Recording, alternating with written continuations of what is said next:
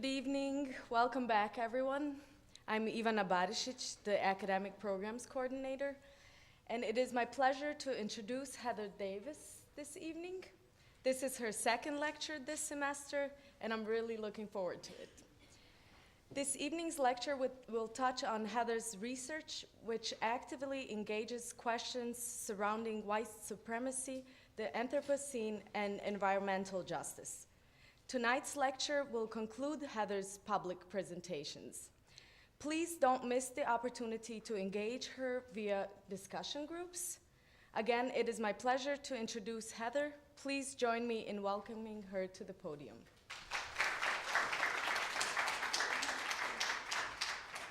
Okay, thanks so much for coming out. I also just want to say, because it's the last time I get to talk in front of you with this microphone, what a pleasure it has been to be here and to get to know all of you and your work, and what a kind of exceptional community this is. So I've really enjoyed my time here, and thanks so much for having me. So I also wanted to remind us again, just because, you know, I feel like it can't be said enough, that we are still on unceded and unsurrendered Anishinaabe lands, and I'm still an uninvited guest here.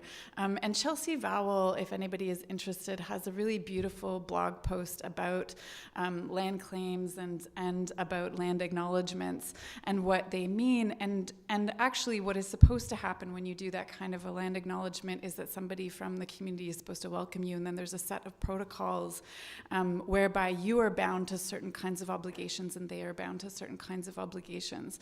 But because of the histories of colonialism, this isn't always possible.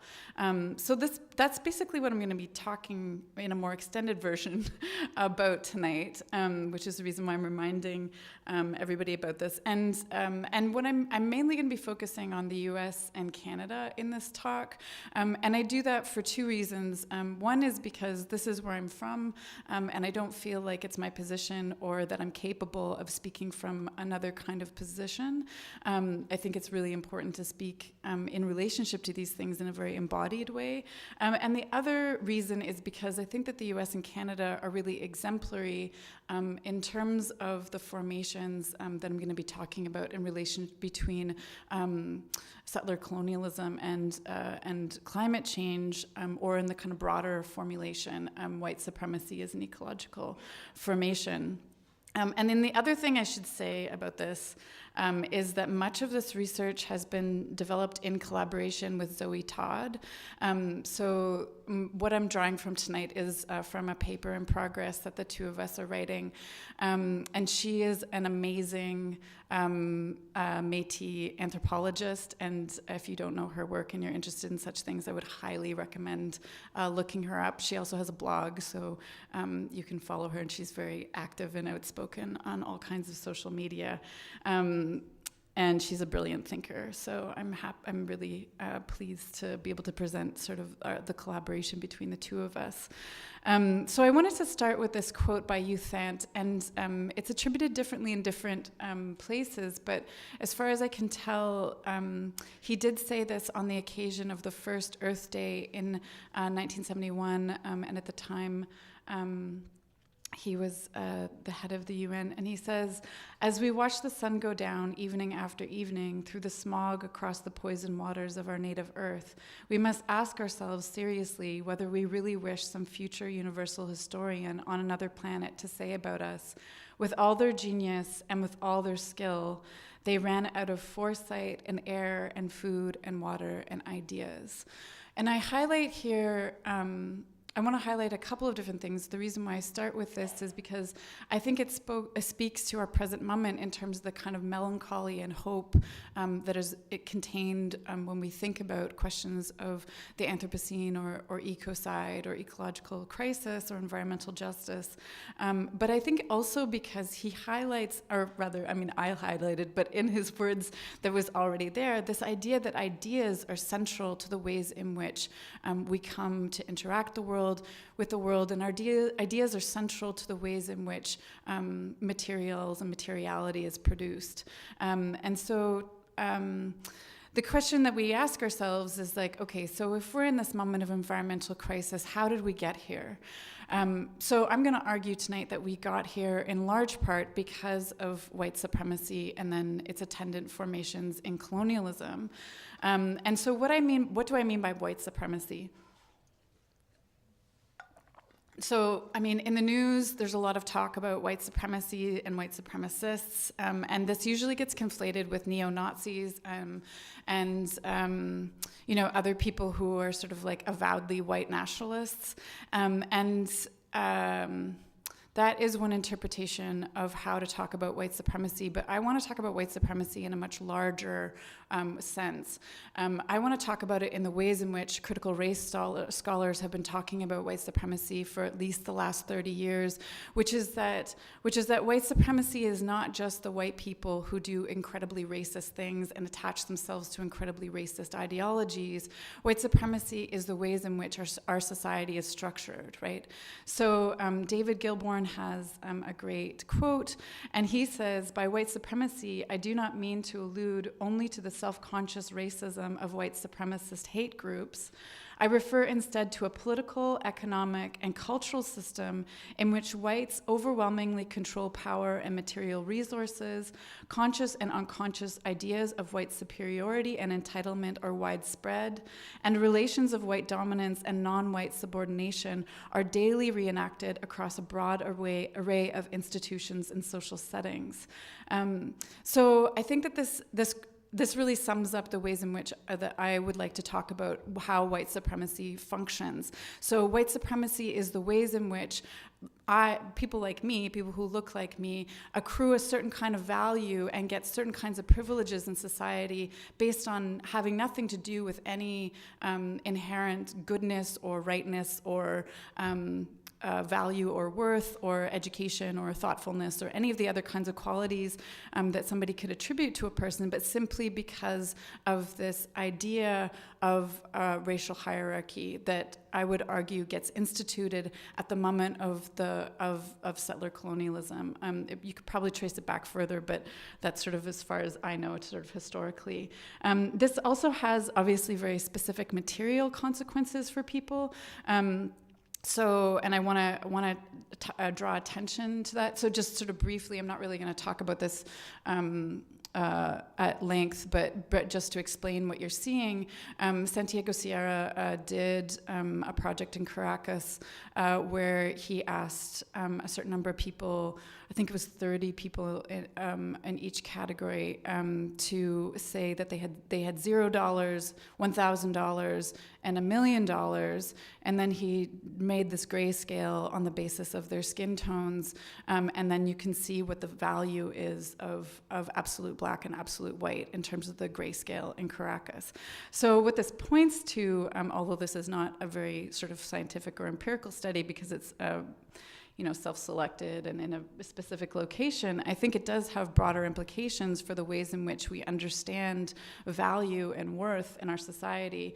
And George Lipsis, in a really brilliant book called The Possessive Investment in Whiteness, writes that whiteness has a cash value. So he explains all the ways in which white people accrue literal material wealth through the ongoing dispossession and the ongoing effects of slavery and genocide in this country. And he says, and especially through the intergenerational transfers of inherited wealth that pass on the spoils of discrimination to succeeding generations. I argue that white Americans are encouraged to invest in whiteness, to remain true to an identity that provides them with resources, power, and opportunity, end quote. So this is one of the other ways in which whiteness functions, right? And the reason why whiteness continues to operate as such a powerful cultural system is that trying to convince white people to disinvest from whiteness is a hard thing to do because it means that you're going to have to disinvest, that we are going to have to disinvest from our resources, power, and opportunity. The other ways in which I want to think about whiteness and white superiority and white supremacy is through the fact that whiteness often operates as neutrality, right? So the ways in which, we see this all the time, right? Like the mass shooting events or the mass death events that have taken place in the last couple of weeks. One was immediately assigned terrorism, and the other one wasn't, right? The other one has to do with mental health, and it has to do with all kinds of other things. And the reason for this is precisely because of racial categories and formations. It also has to do with a religious signification. But we can see this in so many areas of the society that we live in, right? The ways in which if somebody is being described, if they're not white, then we refer to their ethnicity, and if they are white, then we rarely do. And so this is the ways in which whiteness as a concept colonizes the norm. And this is obviously also the critique by women of color feminists launched at second wave feminists when people asked, the broader category of women has to include not just, like, women can't just refer by default to white women, right? So these are all the ways in which I'm thinking about what white supremacy means in a much broader sense than the ways in which it often gets talked about, at least right at the moment in the media. And the other fundamental thing about thinking about these categories is that whiteness then also imposes a certain kind of universality. So in this imposition of a cultural norm or the stand-in as a neutral figure, rather than a very specific ethnic group or a very specific set of ethnic groups, then what you do when you take away that specificity is that you institute a certain kind of universalizing framework that then has all kinds of other ramifications. So I just put this quote in because I really liked it, which is, they have brought humanity to the edge of oblivion because they think they are white. Because they think they are white, they do not dare confront the ravage and the lie of their history. And what I think is really amazing about this formulation of racial categories is it really highlights the ways in which we invest in these categories. These categories are reproduced materially and through our daily actions, and they aren't inherent in terms of biology or in terms of whatever other things that people fall back on. But the thing I really want to think about today, I just wanted to set that up to sort of be clear about where I'm coming from. The thing I really want to think about today is the fact is what Courtney Morris argues, following Sylvia Wynter, that we must contend, and this is a quote from her, from Morris, we must contend with how race, specifically the category of man, which is to say the structural and discursive project of white supremacy, lies at the very heart of our current ecological crisis in which we find ourselves. So what does that mean? So I'm going to put that question a little bit on hold for a second and back up and talk about the Anthropocene. So how many of you know what the Anthropocene is? Can you put your hands up higher? Sorry, it's hard to see. Okay, maybe like most of you. So I'll just give like a very brief recap, just because it's hard to tell, and I don't want to leave anybody out. Which is so the Anthropocene is a proposed geologic epoch. The working group on the Anthropocene recommended its adoption to the International Geographical Society or Commission, and what it is an ecological, or sorry, a geologic epoch that is going to be following the Holocene. So right now we're in this epoch called the Holocene, but because of the ways in which things like coal and plastics and radionuclides and all kinds of other things are embedded, and other kinds of indicators from the mass amounts of carbon that we're using in terms of fossil fuels, all of those things that have now become literally written into the geology of the Earth. So if you do core samples of the Earth, you can see the moment at which all of these things start to appear. And so this is the reason why people are now saying that humans are the primary geologic agent in the world, right? So humanity has come to be the equivalent equivalent of an asteroid hitting the Earth, or massive volcanic eruptions, or these other kinds of geologic events that have marked the differentiation between different epochs.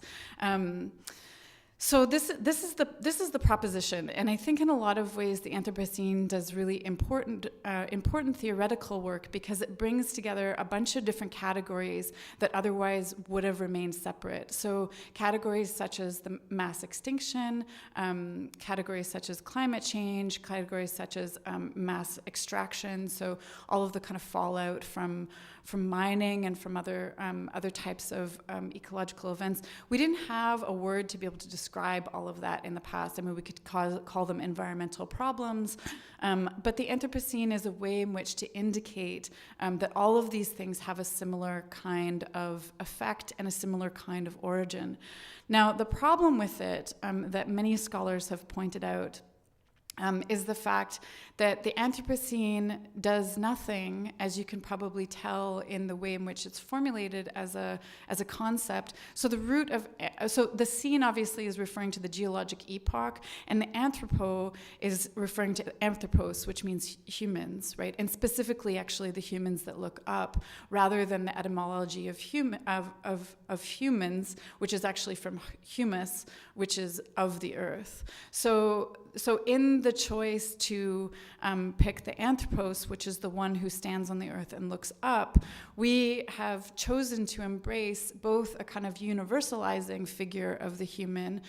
So in this word Anthropocene, we have no way to be able to differentiate between people who are primarily responsible for the kinds of ecological conditions under which we find ourselves, and the people who bear little to no responsibility for the ecological conditions under which we find ourselves. In the category of the anthropos, we are all grouped together under one universal category, which, hopefully then you can start to see this is the reason why the scholar Nicholas Mirzoff has called the Anthropocene the white supremacy scene, because it does the same kind of work, right? It serves to erase the power relations amongst humans and universalize a particular version of humanity as if it stands in for everybody.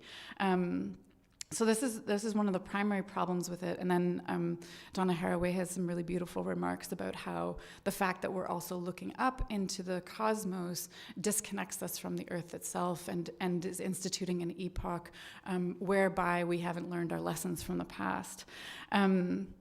So I wanted to draw attention to the fact of the Anthropocene also because when you read about it in the news, I don't know if anybody else has noticed this, but if you read these kinds of scientific reports that come out, it often also gets referred to as the age of man, right? And what that does is it reinstates the vision of man and humanity, which is precisely the object of critique of obviously feminist scholars, but also lots of critical race scholars such as Frantz Fanon, Aimé Césaire, James Baldwin, and others who really are deconstructing, Sylvia Wynter, who are deconstructing the category of what that means, right? Because there's no grain or nuance to it. What instituting that category actually does is to, again, reinstate a universalism that actually only applies to a very small segment of society and a very small segment of humanity. So these are all the ways in which this epoch can be understood as problematic.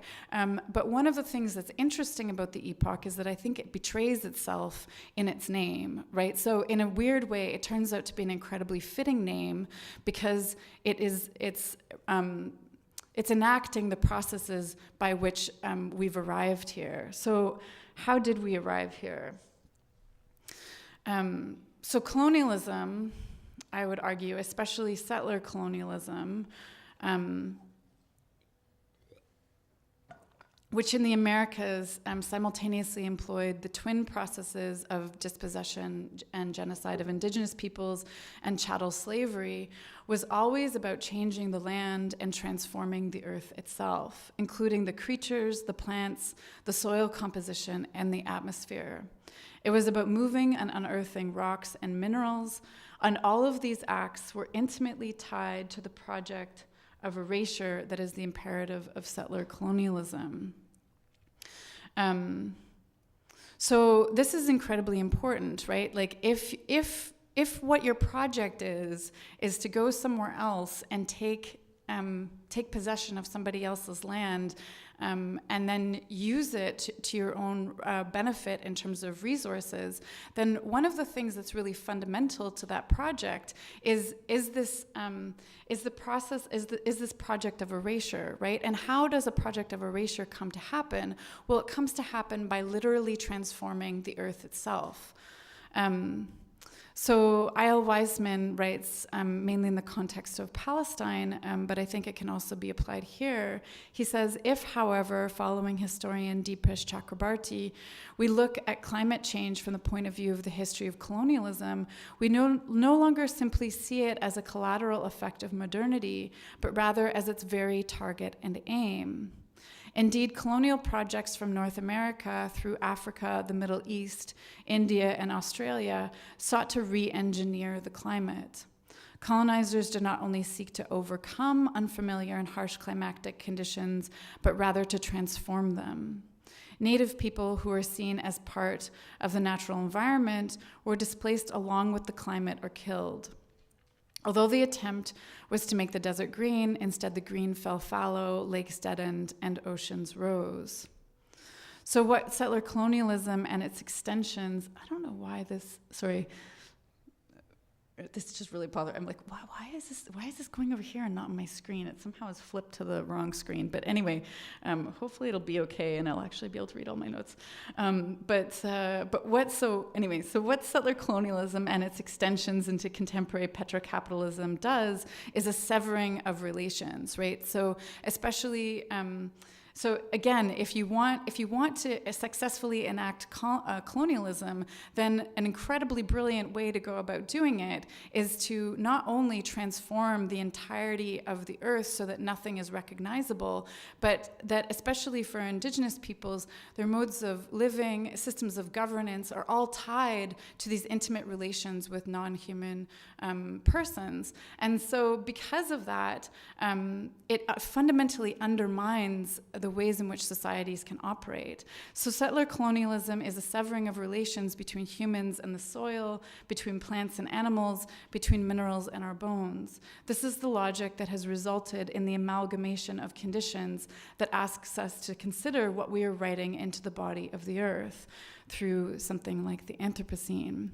So Kim Tallbear talks about this in relationship to the genocide of indigenous peoples in North America, and she says, the decimation of humans and non-humans in these continents has gone hand in hand.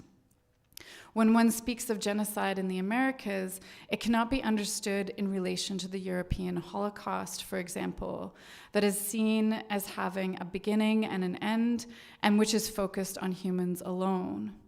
Our genocide in the Americas included and continues to include our other than human relatives. We need kin to survive.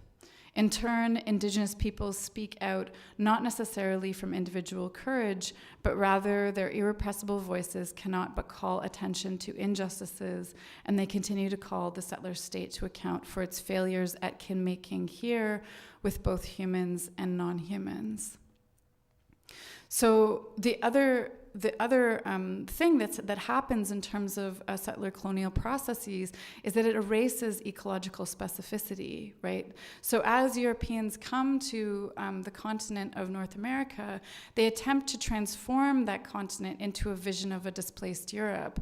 And in that transformation, what ends up happening is this complete erasure of the ecological specificity of a particular site. Kim also has this really interesting blog post where she talks about how in her home territory in Minnesota that one day there was this massive flooding that had happened, and everyone got very upset because it had flooded all these farmers' fields, and all these crops went fallow, and it was quite economically and agriculturally destructive. But the thing that she noticed was that after this flooding, all of a sudden the marshes came back, and and the birds came back, and particular kinds of other species started returning. And it was at that moment when it became very clear what a radical transformation of the earth had happened in relationship to settler colonialism. The other thing that I often think about and that haunts my imagination is I heard a story about how when settlers first arrived in Newfoundland, which is just off the coast of Canada, off the east coast, that when they arrived and you would look into the ocean would be all fish. It was just fish. There was just tons and tons of fish. Like there was like no water. It was just a massive kind of writhing body of fish. And now in that part of the world, there used to be a cod fishery, and there were so many fish fished that cod fishery has been decimated, and it's been closed for the last 20 years. So thinking about the relationship between what the world used to look like and what we are currently living in, I think is a real reminder of the ways in which and a real caution about the ways in which we have to be extremely careful about the kinds of societies we set up, because we really have these like vast ecological and material effects. So the damming of rivers, clear cutting of forests, and the importation of plants and animals remade the worlds of North America into the vision of a displaced Europe, fundamentally altering the climate and ecosystems. Settler colonialism in North America and elsewhere is marked by this process of terraforming. Further, the forced displacement that many tribal communities suffered involved adaptation to entirely new environments, and this can also be thought of as climate change. Having to move from this part of the world to Oklahoma, for example, is a process of climate change, right? If your entire society is built around particular relations with non-human kin that are based in this particular place, and you have to all of a sudden move to another ecological environment, then that is a process of climate change, right? And similarly, one could argue that the transatlantic slavery was also subjecting people to climate change, right? Because you're moving people from incredibly different landscapes to places that, even though people managed to bring plants and animals and foods with them, most of what they had to adapt to was a completely different world. And so what this does is it completely undermines society, and it both reveals the ways in which societies are embedded in and dependent upon the ecologies that we emerge from, but it also highlights the ways in which climate change is not a new phenomenon. So Kyle White talks about how thinking about climate injustice against Indigenous peoples is less about envisioning a new future and more like the experience of déjà vu. This is because climate injustice is part of a cyclical history situated within the larger struggle of anthropogenic environmental change catalyzed by colonialism, industrialism, and capitalism, not three unfortunately converging courses of history. And we hear this a lot, right? Like even in fairly progressive circles, there's a lot of this kind of like, oh, isn't it sad, or isn't it ironic, or isn't it a continued injustice that the people who are most affected by climate change are the people who had the least to do with it.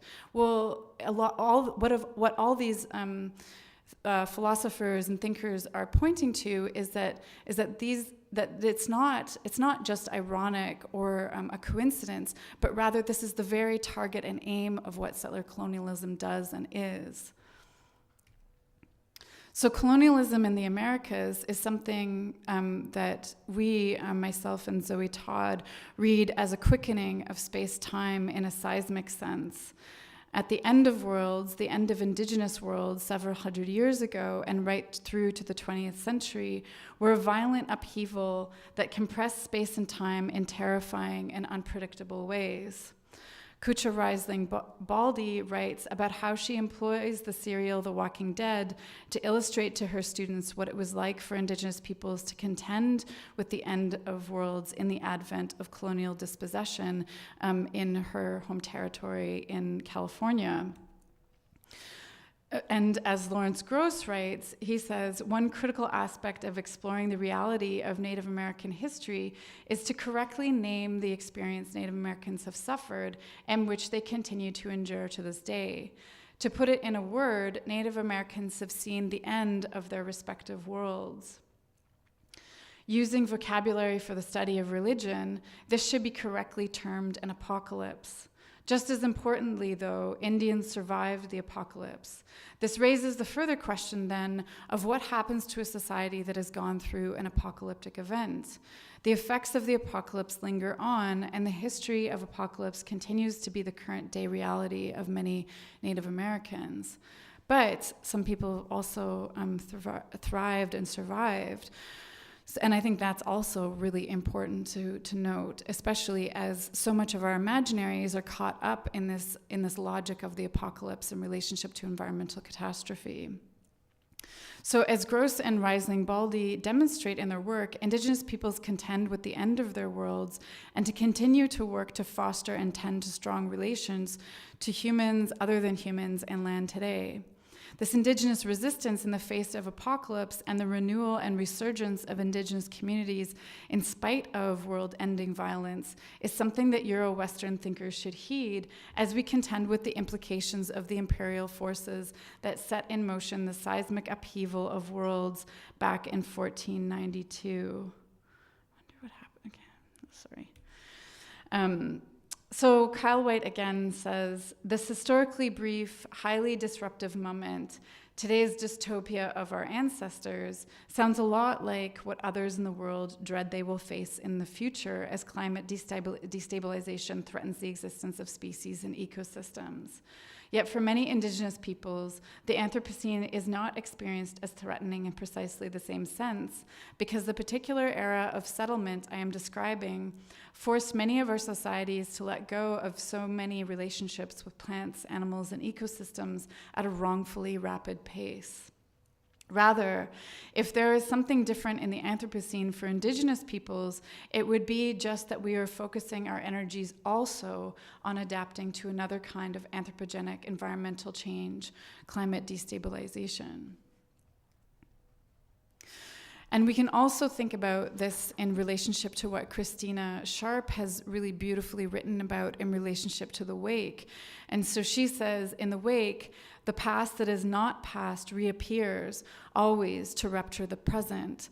So the seismic wave that was the event of settler colonialism that happened in 1492 has rolled through and across the space and time and is now hitting those nations' legal systems and structures that brought about the rending and disruption of lifeways and life worlds in the first place. The Anthropocene, or at least all of the anxiety produced around these realities for those in Euro-Western contexts, is really the arrival of the reverberations of that seismic shock into the nations that have caused this.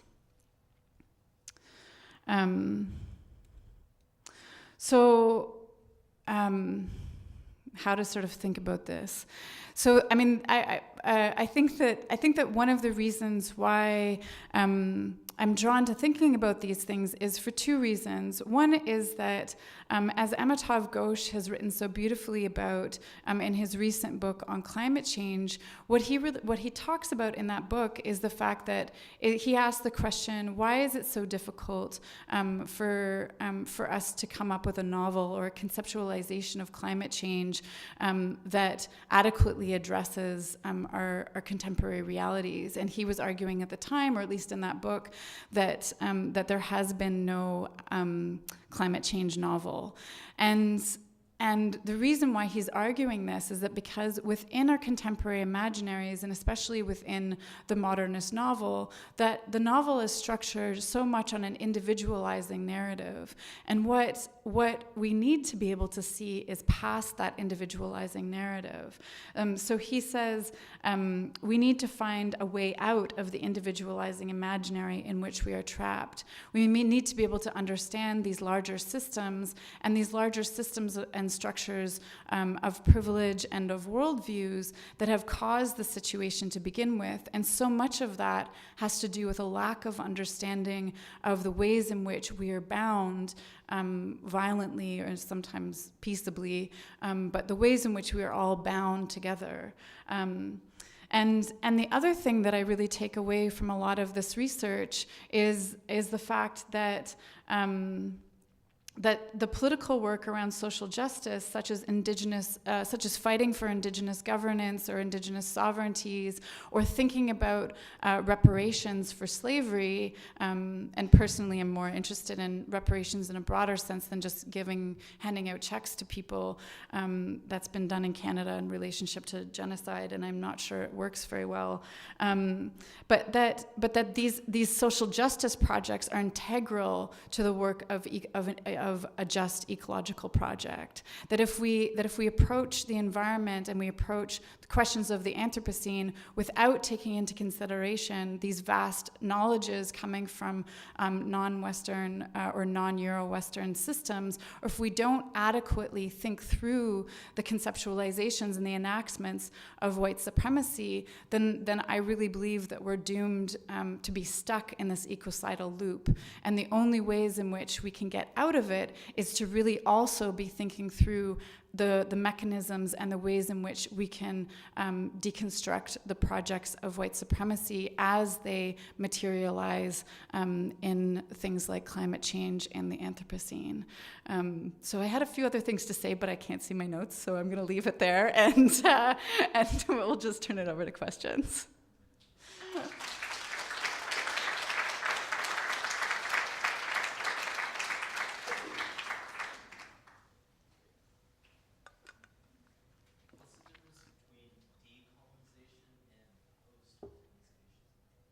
Oh, so post-colonialism is often referred to as like the process by which, like when we think of places like, I don't know, most of the continent of Africa, for example, right, where there was a colonial power that was in place and that controlled the entire country, and then there was a historical break and that colonial power left, and now those countries have sovereignty. That's what we refer to as post-colonial. Often also people think about post-coloniality in terms of thinking about the dispersion of peoples across the world and the ways in which projects like white supremacy and also, all kinds of other things, just like, war and famine and all these other things have resulted in the ways in which multiple peoples have ended up in different places in the world, and how to negotiate that under the ongoing conditions of white supremacy. So that's what post-colonialism means. Decolonization is a different kind of work, and I mean, I'm going to speak about it from the point of view of Canada and the US, but perhaps other people have ideas about how that works in different places. But decolonization in Canada and the US is a much more difficult process in the sense that at this point in history, we can't just simply remove the colonial powers, right? Like we really have ended up in a situation where the majority of people in Canada and the US are white, at least according to statistical evidence and the categories by which whiteness is produced, right? So, James Baldwin writes really beautifully about how white as a category in general is produced by people having to invest in it when they come to America, right? So before you come to America, you're not white, you're Scottish or you're Irish or you're German or you're Jewish or you're whatever, and you come to America, and by America I mean Canada and America. I don't think that they're that dissimilar.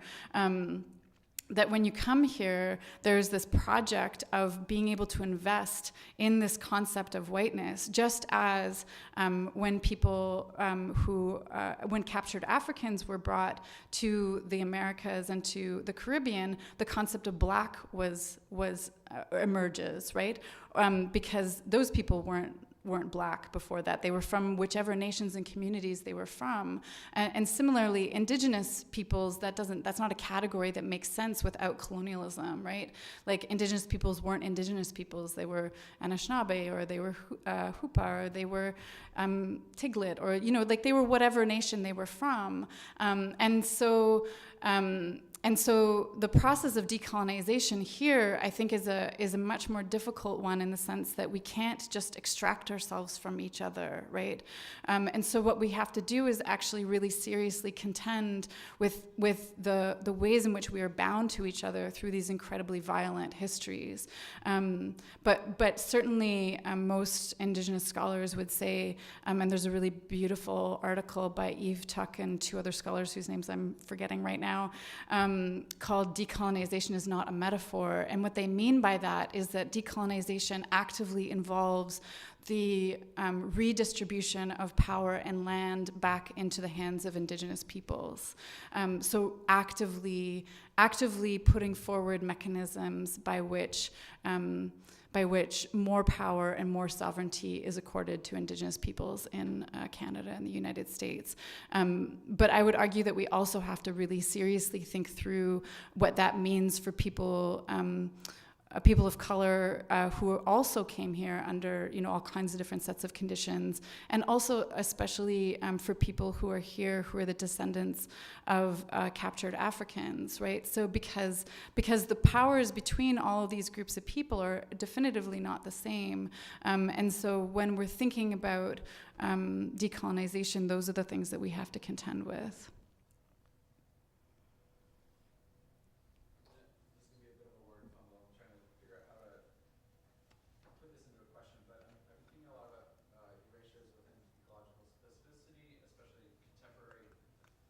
More contemporary examples of this, such as boarding schools, loss of language, loss of culture, reclamation of sacred sites, reclamation of sacred artifacts and cultural icons. But can you speak how that these more contemporary examples fit in with the continuation of this erasure? Because I think we often speak, especially in the United States and Canada, we speak to a loss of land, and that land is now gone.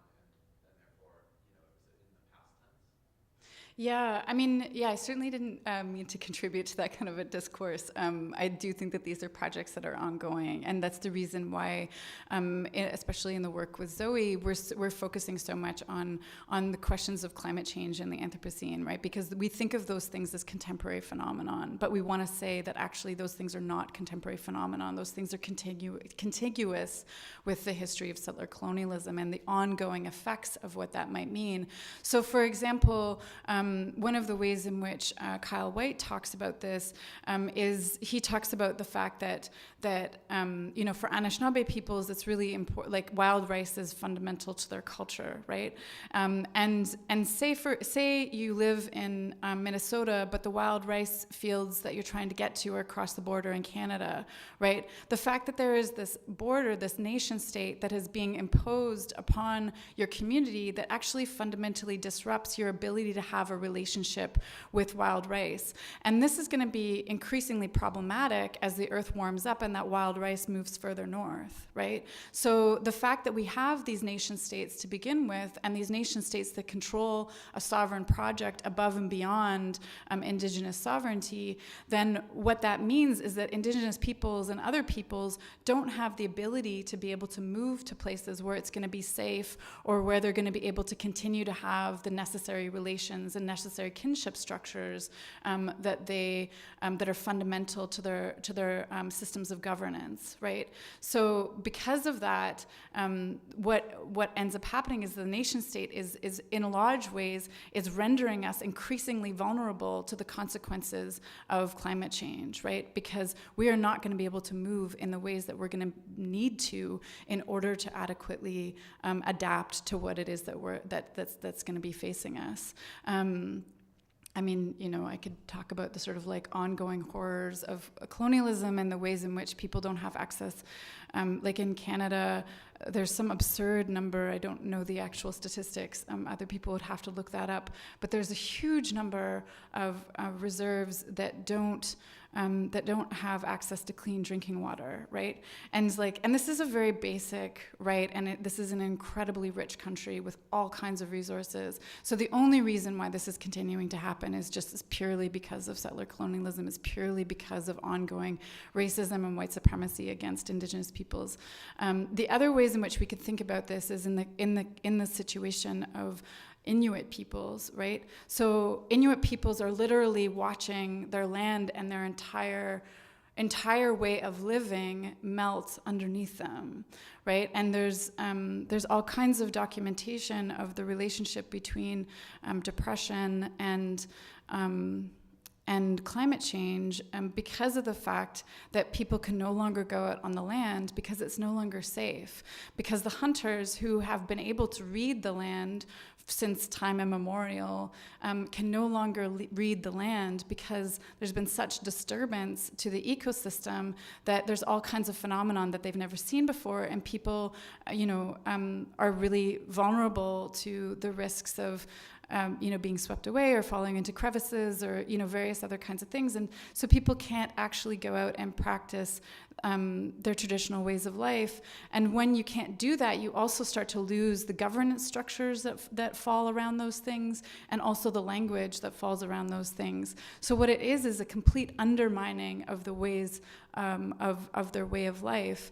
And I think that one of the things that's maybe hopeful about some of the previous examples is that this has already happened to so many Indigenous communities across North America, and people are still around and they're thriving, right? So I think the point is that we can survive these things, but in order to do so in the best way possible, we have to address these questions through the lens not just of thinking about nature in the kinds of conventional ways that we often think about it, but rather through social and political systems and questioning things like the nation-state structure.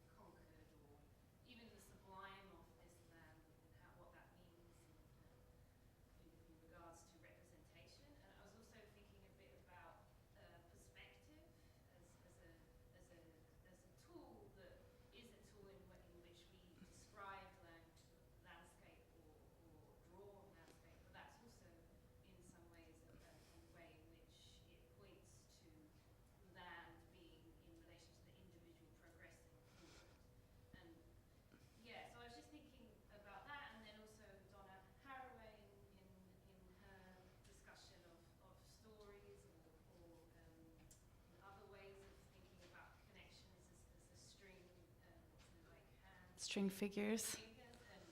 There's maybe other ways of looking and seeing and describing, and so I was just wondering about that in relation to being in an art school where we're representing and telling stories and thinking about how to represent potentially that. Yeah, totally. I think that those things are incredibly important. There's all kinds of other really interesting research, like Nick Mirzoff and some of his research has also talked about the ways in which, that really, really super famous, I think it's called Sun Rising by Claude Monet. You know that painting? I'm sure you guys have seen it. You're not nodding. I'm 100% positive. I think it's actually one of the most reproduced paintings in the entire history of the world. So I'm positive that you've seen it at some point in time or another.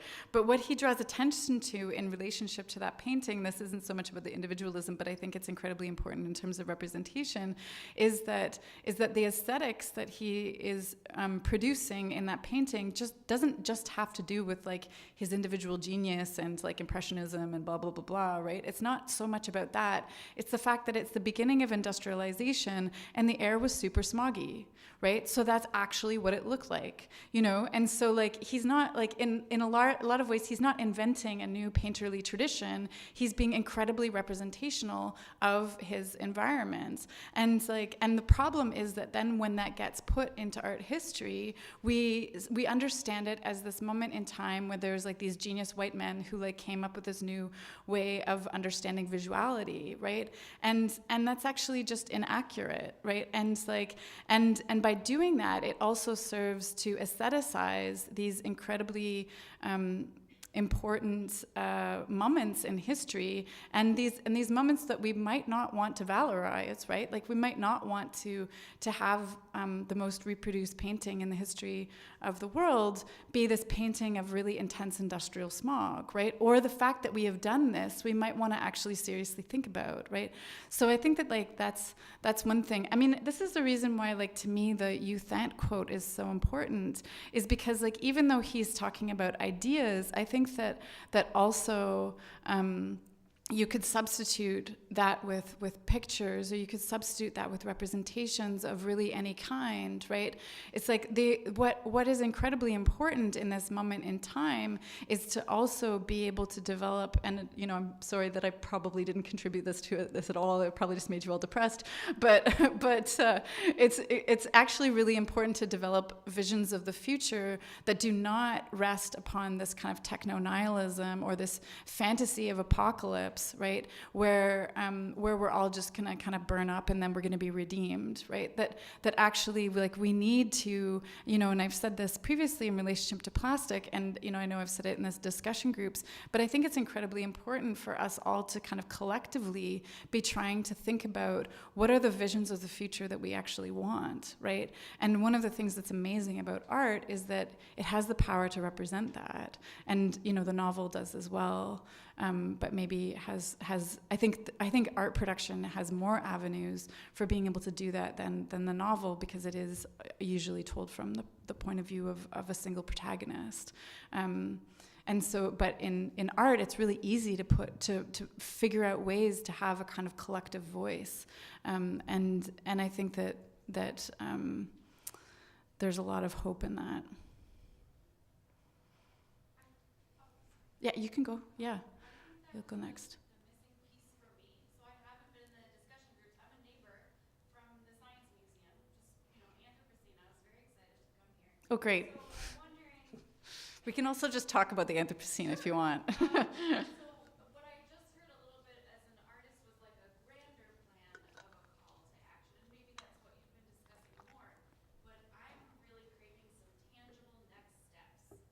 What's our call to action? Now what? I don't think that's for me to say.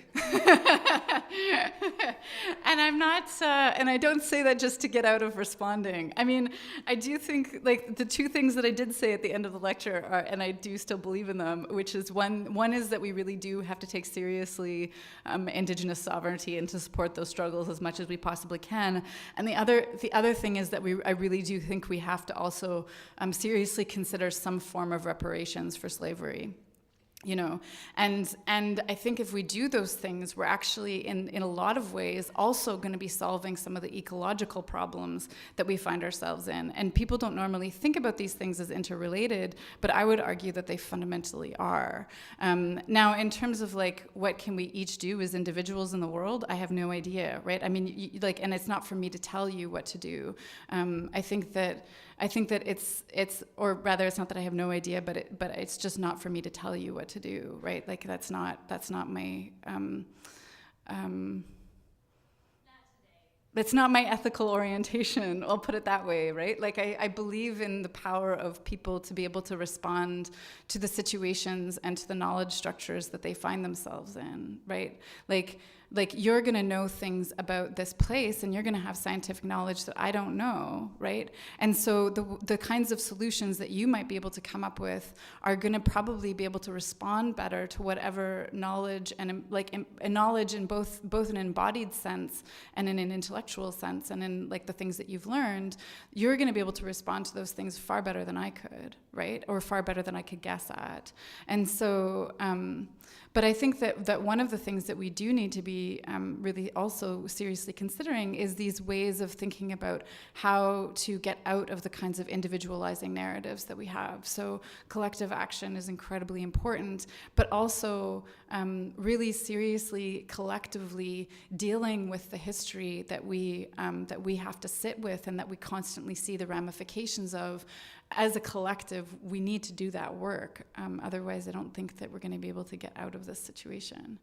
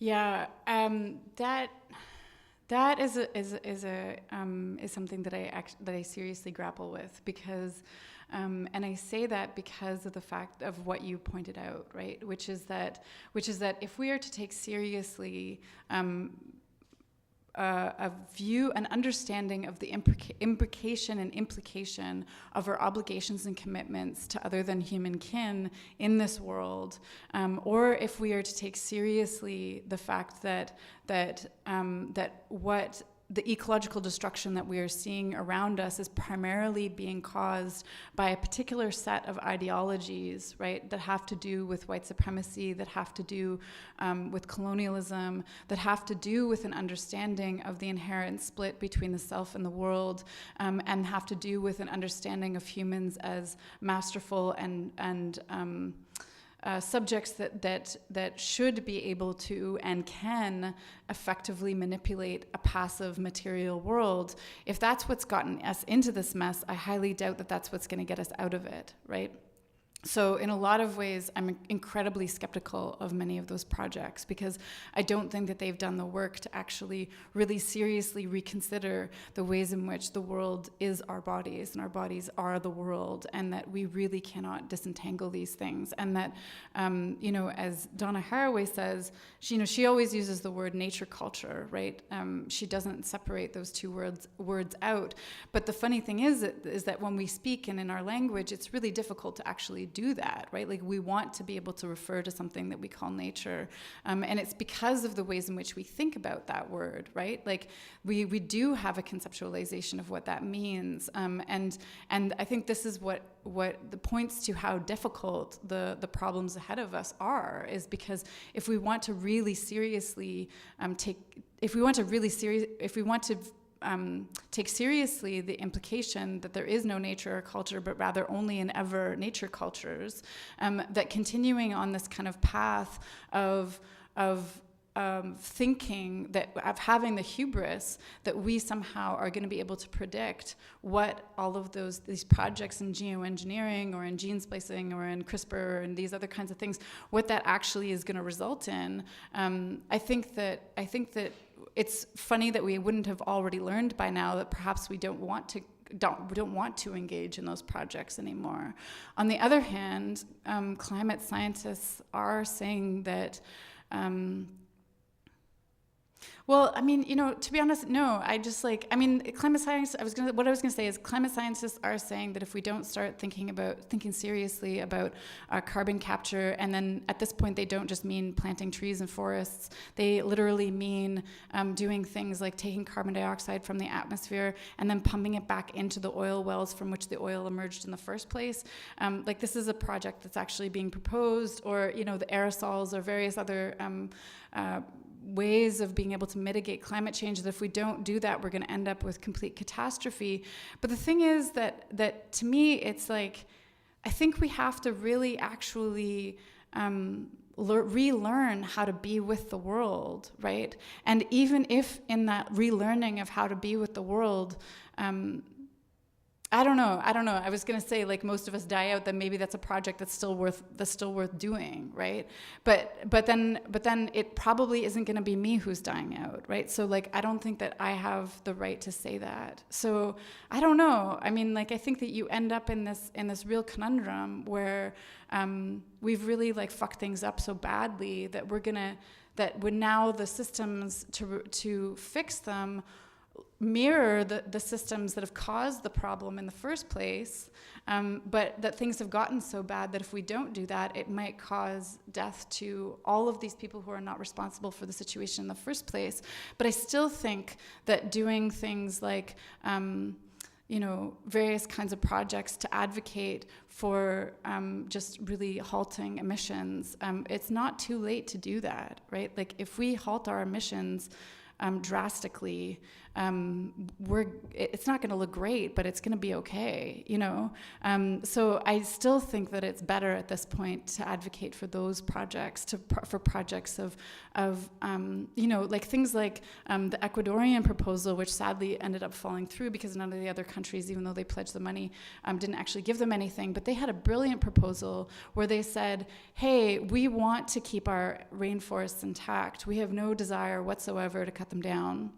But we cannot operate in this world economically if we don't do this. And so we need the wealthy countries in the world to give us the money that they would have gained had they cut the rainforest down. And this will actually be to the economic benefit of all of those wealthy countries, because as every climate change prediction model says, you know, we're going to be in for huge amounts of costs in relationship to climate change. So this would have been a solution that actually would have served pretty much everybody. I can't see who wouldn't have served. But because of the short-sightedness of the ways in which we often go about thinking about environmental and social problems, and also because of the lack of an understanding in terms of the historical relation, then it just didn't happen. But I still think that those are the kinds of projects that we need to advocate for until maybe it really does get too late, and then we have to pump carbon into the oil wells or do whatever crazy thing we're going to do.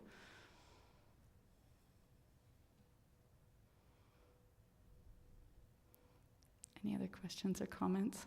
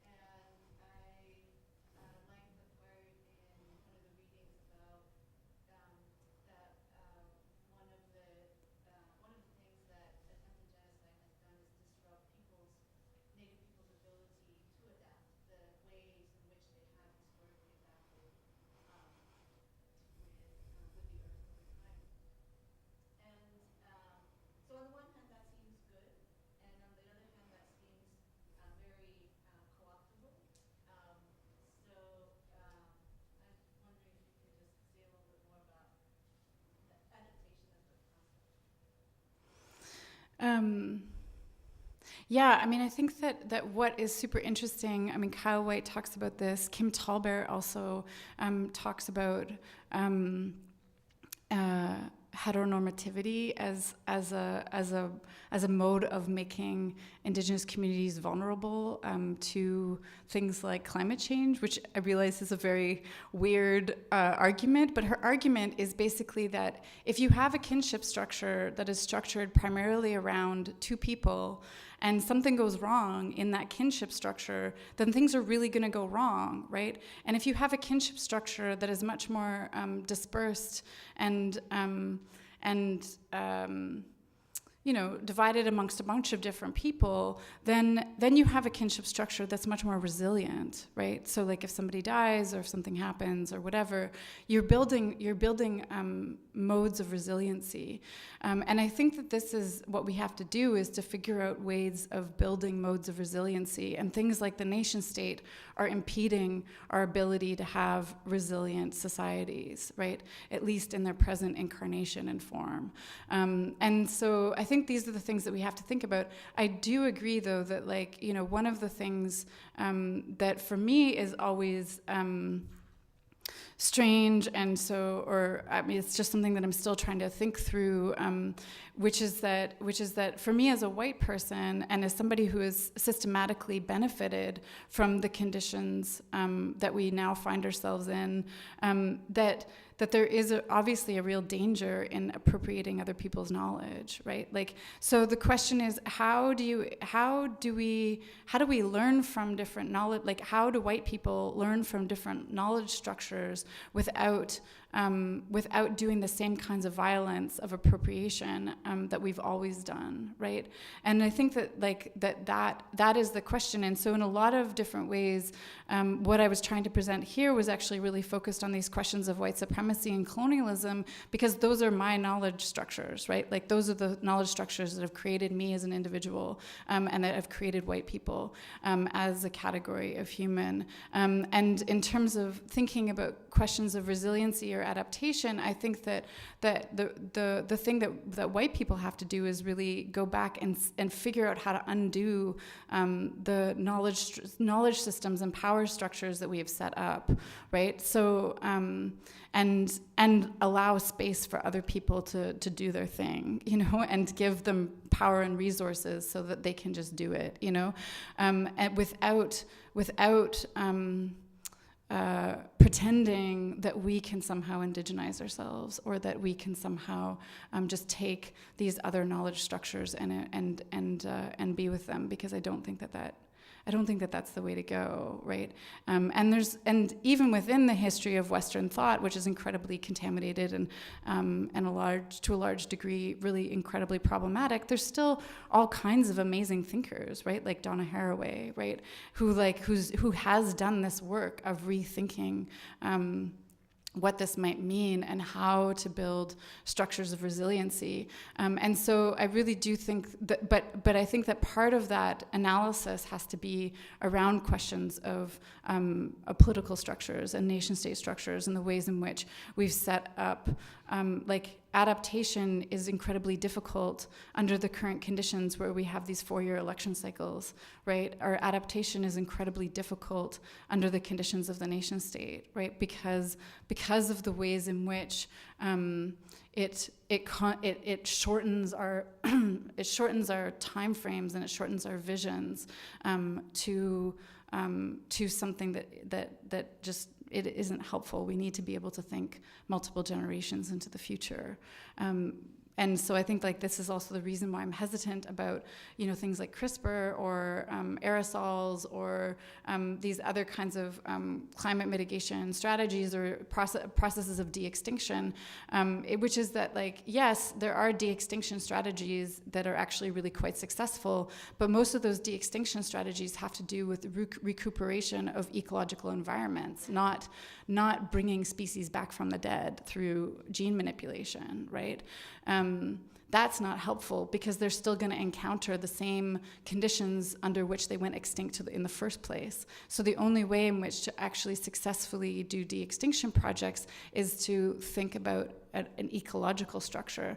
And yeah, so things like the nation state go against a lot of that, because in one place, like the wall, for example, the supposed border wall that Trump wants to build, and the existing wall actually goes through all kinds of ecological preserves and literally bifurcates the pathways of species, right? So when we're thinking about resiliency, that wall is incredibly detrimental to the resiliency of all of us because of the ways in which it divides ecological communities and the ways in which then certain species are rendered more vulnerable to extinction because of not being able to pass. Manuel, and then Susan. Thank you, Heather, for an amazing presentation. I'm wondering, if we trace back this history of colonialism, so one of the foundational moments would be, say for example, the Peace of Westphalia, 1648, when the nation state is formalized as a legal entity worldwide. And that is based upon this idea that European states recognize each other because there's this outer world that they can just seize.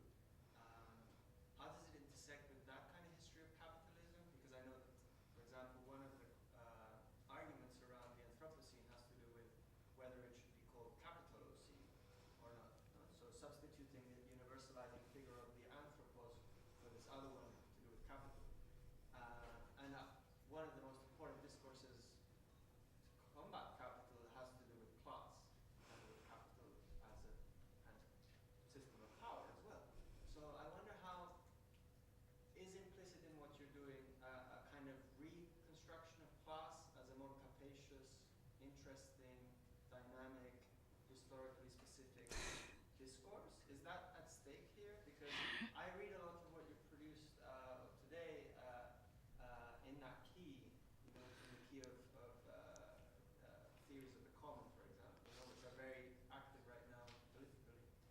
But I wonder if I'm reading too much into it or not enough. No, the commons is definitely there. The other reading around class, I think, is a beautiful interpretation which I had not thought of, and that you have just done this amazing theoretical analysis of. So I think that. I think, like, to be honest, I think about class obviously, but not in a really systemic way. So I think I'd love to talk to you more about that.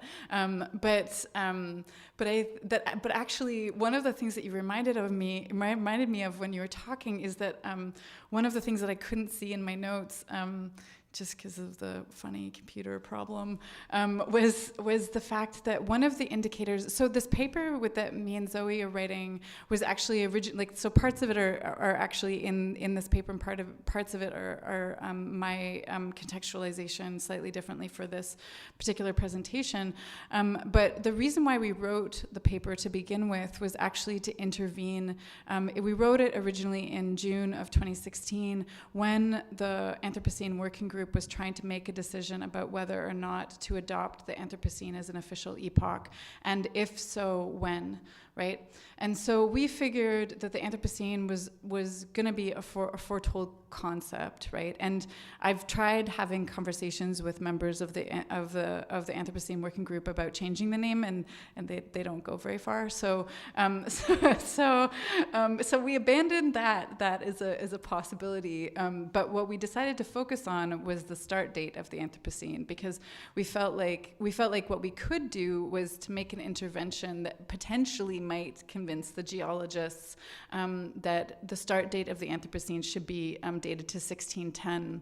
Which is the Orbis spike, which is this moment in history when both there's like enough kind of circulation of plants and animals that you can see that throughout the world because of colonialism.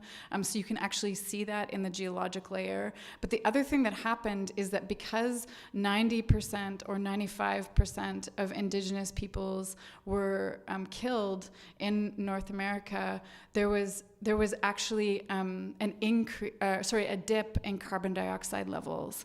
So there were so many people that were killed off in this part of the world that you can read it in the geologic strata because of the fact that all of these plants regrew, all these forests regrew. And so you can see that as an actual marker. And so this was based on a paper by these two people called Lewis and Maslin. And so we were building off of that and trying to make the argument that if the Anthropocene Working Group adopted colonialism as the beginning of the Anthropocene start date, that we could at least in the public imaginary make this kind of automatic connection, right? That the Anthropocene and the ecological conditions under which we find ourselves and the start date of colonialism are always contiguous, right? Like that these processes are inextricably embedded into each other, and so we wanted to do that in part to, and then through that, then you could ask the question of why is this framework so Eurocentric, right? Like if this is the condition under which this thing has been built, then maybe we might want to also think about how to engage different kinds of knowledge systems and knowledge structures, right? So this was the political intervention, and we'll see whether or not it worked. Who knows? I mean, we distributed it amongst all the members, and they all read it, and nobody really got back to us. But they still haven't decided on the date, so you never know. Maybe they'll do this, but I think But the piece about class, I think, like, to us, it really is this kind of thing that you're outlining, which is that colonialism lays the ground for understanding the land as a resource, right? As just basically a monetary resource. And so these kinds of proto-capitalist logics are embedded in the projects of settler colonialism. And so we felt it was a more fruitful way to be able to talk about the emergence of capitalist structures by tracing it back to colonialism, rather than just focusing on the Industrial Revolution, which seems to make these things sort of emerge out of nothing in a lot of ways. Susan? I still have to go vote, so I'm going to make this quick. I wanted you to talk a little bit, if you would, about the notion of progress. Because it's something that comes up in my mind when you think about capitalism, and when you want somebody that wants to work, what do we do? What is the call to action? So even if you could differentiate progress within a capitalist society versus progress in an ecosystem. Is there progress in an ecosystem? That's a question I pose to you, because I don't know if there's also homeostasis in an ecosystem. I would argue that that's also not true. That that ecosystems do change over time. There's tons of evidence for that. Ecosystems are not static. They're not homeostatic. They're not tending towards some kind of equilibrium, right? And they're also not this kind of area of like just competition, right? Either, like, that's also been proven untrue. So it's more that there's all these symbiotic relationships that are emerging, and that there are kind of competing symbiotic relationships. There's not just like one like harmonious, happy place, right? But that there's these symbiotic relationships that are competing against each other, and that change happens by way of this kind of thing. But change, in a lot of sense, is, I mean, I don't want to use the word random, but to a certain degree, it kind of is, right? Like, and that there's no, I would say that there's no ecological ethics outside of the ethics for diversity, right? That an ecological ethics is an ethics of diversity, because if you have diversity of thought, of action, of species, then you have resiliency, right? So maybe this goes back to the question earlier. And if you have monocultures or monosystems of thinking or universalizations, as we can see in ideas like the Anthropocene or in white supremacy, then what you're doing is rendering yourself increasingly vulnerable to all kinds of threats, right? And so that's what I would say in relationship to ecosystems. And then in terms of progress, I mean, I don't know. I mean, I feel like other people would probably be better at answering this question, but I believe that progress really comes out of a notion of the moment of Enlightenment thinking, right? And really also this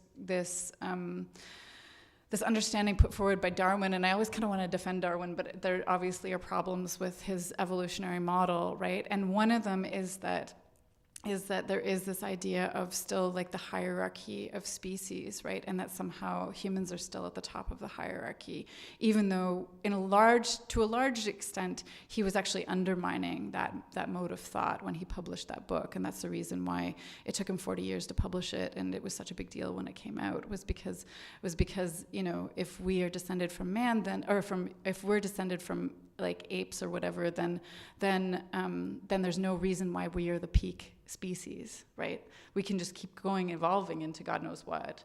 And so there is that part of his thinking, but there is certainly within the kind of Western modernist project this teleological orientation to the future that says that things are going to get better and better and better, or that we can just fix everything along the way, which I think is actually also in direct opposition to most of the ways of feminist thought, which always has within it this kind of self-criticality and self-reflexivity, right? And I see that as an incredible strength, not like, so that kind of doubt as like incredibly important to modes of understanding the world, because it's not a doubt that's paralyzing, it's a doubt that allows allows us to have these moments of self-reflection, to understand that we are living in but one possible version of the world, rather than the only potential version of the world.